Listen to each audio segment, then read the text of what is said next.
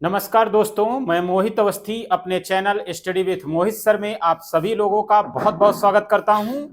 और दोस्तों, समाज शास्त्र की क्लास लगातार चल रही है। कल मैंने आपको एक समूह है ना तक पढ़ाया था और आज उसी के आगे कंटिन्यू करेंगे। और जैसा कि मैं रोज बताता हूं कि हमारा टारगेट है असिस्टेंट प्रोफेसर, जीडीसी, जीआईसी और पीजीटी, साथ में एनटीए नेट, इन सारे एग्जामों को टारगेट करते हुए हम लोग पढ़ रहे हैं। आप लगातार पढ़ते रहिए और अपनी तैयारी को एक पूर्ण रूप दीजिए और सिलेक्शन लीजिए।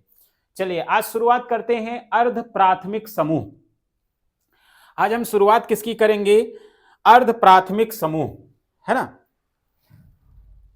क्वासी प्राइमरी ग्रुप्स, अर्ध प्राथमिक समूह, है ना। अर्ध प्राथमिक समूह की बात करेंगे। कूले द्वारा विवेचित अर्ध, पहली बात तो अर्ध प्राथमिक समूह दिया किसने है तो क्या बताएंगे?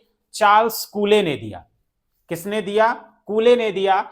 कूले द्वारा विवेचित अर्ध प्राथमिक समूह, अर्ध प्राथमिक समूह को आभासी प्राथमिक समूह भी कहते हैं। याद रखिएगा, आपसे पूछा जाएगा एग्जाम में कि कूले ने अर्ध प्राथमिक समूह दिया था, अर्ध प्राथमिक समूह की विवेचना कूले ने किया था, है ना, कूले ने किया था, ये क्लियर है। साथ में आपसे पूछा जाएगा कि आभासी प्राथमिक समूह किसे कहते हैं?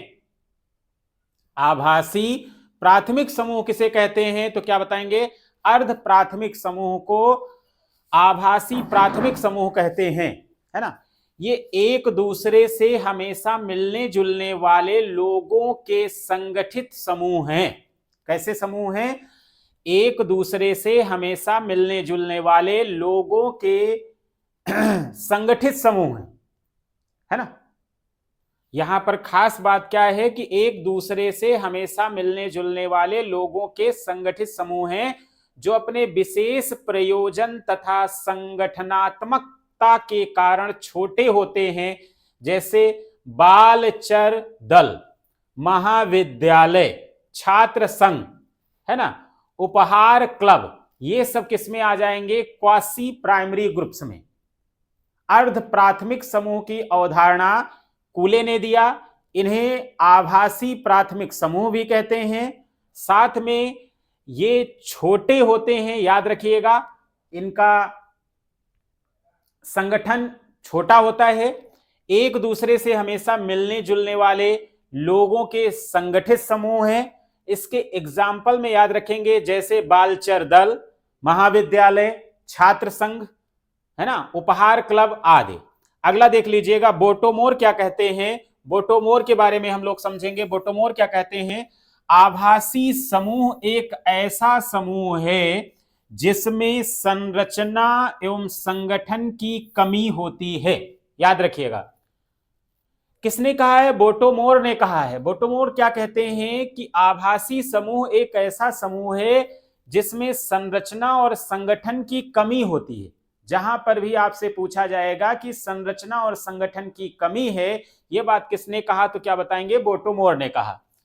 अगला है, जिसके सदस्य समूह के अस्तित्व के प्रति अनभिज्ञ तथा कम जागरूक हो सकते हैं। मतलब जिसके सदस्य क्या हैं? समूह के अस्तित्व के प्रति अनभिज्ञ तथा कम जागरूक हो सकते हैं।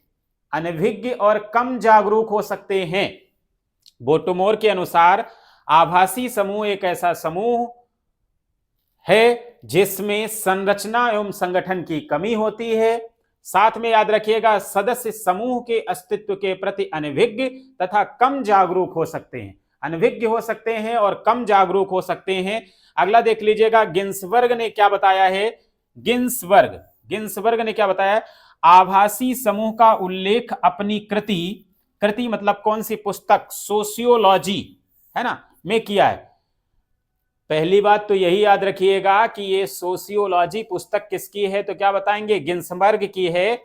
और इसी सोशियोलॉजी पुस्तक में गिन्सबर्ग ने आभासी समूह का उल्लेख किया है। उन्होंने आभासी समूह का प्रयोग मनुष्य के ऐसे संकलन के लिए किया है जिसका कोई निश्चित ढांचा नहीं होता है। याद रखिएगा, ये कौन कह रहा है? गिन्सबर्ग अपनी पुस्तक सोशियोलॉजी में आभासी समूह का उल्लेख करते हैं और कहते हैं कि मनुष्यों के ऐसे संकलन के लिए किया जाता है इस समूह का प्रयोग जिसका कोई निश्चित ढांचा नहीं होता है, फिर भी उसके सदस्यों में समान रुचियां एवं व्यवहार प्रतिमान पाए जाते हैं।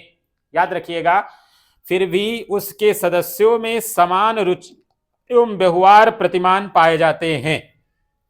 समान रुचियां एवं व्यवहार प्रतिमान पाए जाते हैं।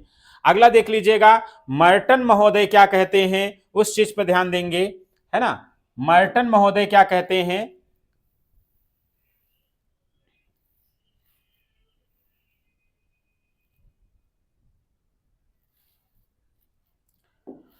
मर्टन का कहना है कि आभासी समूह को मनुष्यों का ऐसा संकलन माना है जिसमें समान शारीरिक एवं सामाजिक लक्षण पाए जाते हैं। मर्टन ऐसा कहते हैं कि आभासी समूह ऐसा मनुष्यों का संकलन है जिसमें समान शारीरिक एवं सामाजिक लक्षण पाए जाते हैं, किंतु वे परस्पर अंतःक्रिया नहीं करते हैं और इनमें घनिष्ठ सामाजिक संबंध नहीं पाया जाता है।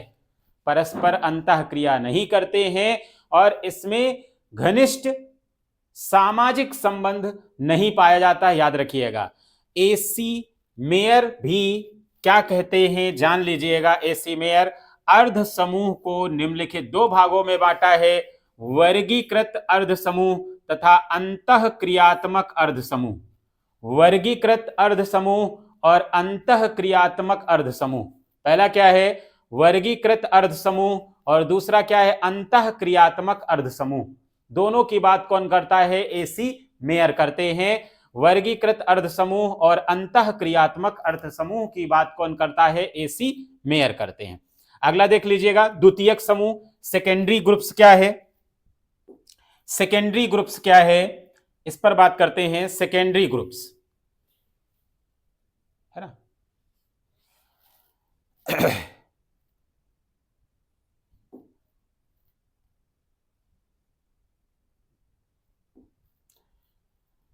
सेकेंडरी द्वितीयक समूह, सेकेंडरी ग्रुप्स सर्वप्रथम द्वितीयक समूह पर प्रकाश डालने वाले जॉर्ज सी होमन्स तथा किंग्सली डेविस थे, है ना।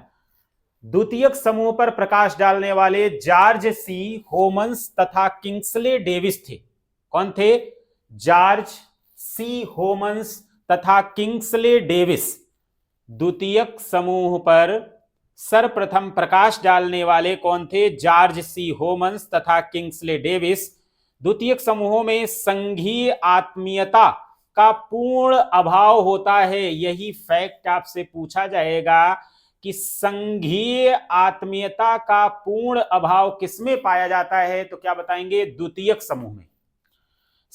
द्वितीयक समूह में संघीय आत्मीयता का पूर्ण अभाव होता है और अधिकांश प्राथमिक तथा अर्ध प्राथमिक संलक्षण अनुपस्थित रहते हैं, है ना।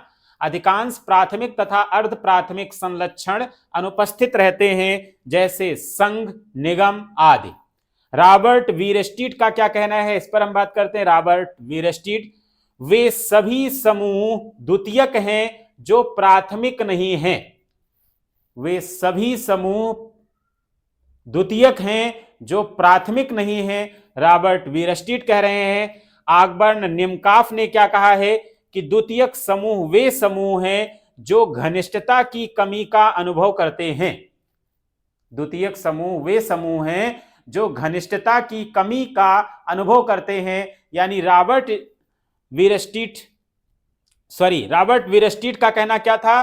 द्वितीयक समूह प्राथमिक नहीं है। और ऑकबर्न और निमकॉफ क्या कह रहे हैं कि द्वितीयक समूह वे समूह हैं जो घनिष्ठता की कमी, मतलब उसमें घनिष्ठता क्या होती है? द्वितीयक समूह में कम होता है। अगला है फेयर चाइल्ड, है ना। फेयर चाइल्ड का विचार क्या है? देखिए, इसमें महत्वपूर्ण मेरे हिसाब से ऑकबर्न निमकॉफ हैं, रॉबर्ट वीरस्टीट हैं और साथ में किंग्सले डेविस और होमन्स हैं, है ना, क्योंकि सबसे पहले द्वितीयक समूह पर प्रकाश किसने डाला, तो क्या बताएंगे, किंग्सले डेविस और होमन्स। फिर संघीय आत्मीयता का पूर्ण अभाव द्वितीयक समूह में पाया जाता है ना। इसमें एग्जाम्पल में याद रखिएगा संघ और निगम। रॉबर्ट वीरस्टीट का कहना क्या है कि सभी समूह द्वितीयक हैं जो प्राथमिक नहीं है। अकबर निमकाफ साफ साफ शब्दों में कहते हैं कि द्वितीयक समूह वे समूह होते हैं जिनमें घनिष्ठता की कमी होती है या घनिष्ठता की कमी का अनुभव करते हैं। अगला है फेयर चाइल्ड, इन्होंने कहा है कि समूह का वह रूप जो अपने सामाजिक संपर्क और औपचारिक संगठन की मात्रा में प्राथमिक समूहों की सी घनिष्ठता से भिन्न हो द्वितीयक समूह कहलाता है। याद रखना, याद रखिए, महत्वपूर्ण नहीं है। शीत जगत, है ना, द्वितीयक समूह को शीत जगत किसने कहा, शीत जगत, कोल्ड वर्ड, ये याद रखिएगा, ये बहुत महत्वपूर्ण है। लैंडिस ने कहा, किसने कहा, लैंडिस ने। द्वितीयक समूह को शीत जगत, कोल्ड वर्ड किसने कहा, लैंडिस ने। बहुत महत्वपूर्ण है, आप चेक करके देखिएगा, प्रीवियस ईयर के पेपर कई बार पूछा गया है कि शीत जगत किसने कहा है, लैंडिस ने कहा। द्वितीयक समूह को शीत जगत किसने कहा, लैंडिस ने। अब देखिए द्वितीयक समूह के बारे में आप लोगों को क्लियर हो गया होगा। क्या याद रखेंगे, जॉर्ज होमन्स और साथ में किंग्सले डेविस ने सबसे पहले द्वितीयक समूह पर प्रकाश डाला या द्वितीयक समूह के बारे में बताया। साथ में याद रखेंगे कि द्वितीयक समूहों में आत्मीयता का पूर्ण अभाव होता है और इसके एग्जाम्पल में याद रखेंगे संघ और निगम। रॉबर्ट वीरस्टीट का कहना साफ साफ है कि जो प्राथमिक नहीं है वही क्या है, द्वितीयक समूह है। अकबर निमकाफ कहते हैं कि इसमें घनिष्ठता की क्या होती, कमी होती है। फेयर चाइल्ड का कहना क्या है कि समूह का वह रूप जो अपने सामाजिक संपर्क और औपचारिक संगठन की मात्रा में प्राथमिक समूहों किसी घनिष्ठता से भिन्न हो द्वितीयक समूह कहलाता है। तीसरा सबसे महत्वपूर्ण है कि द्वितीयक समूह में घनिष्ठता का अभाव है और औपचारिकता होने के कारण लैंडिस ने इन्हें शीत जगत कहा है। लैंडिस ने द्वितीयक समूह को क्या कहा है, शीत जगत। सबसे ज्यादा महत्वपूर्ण यही है और पूछा जाएगा फिलहाल। आगे देखते हैं।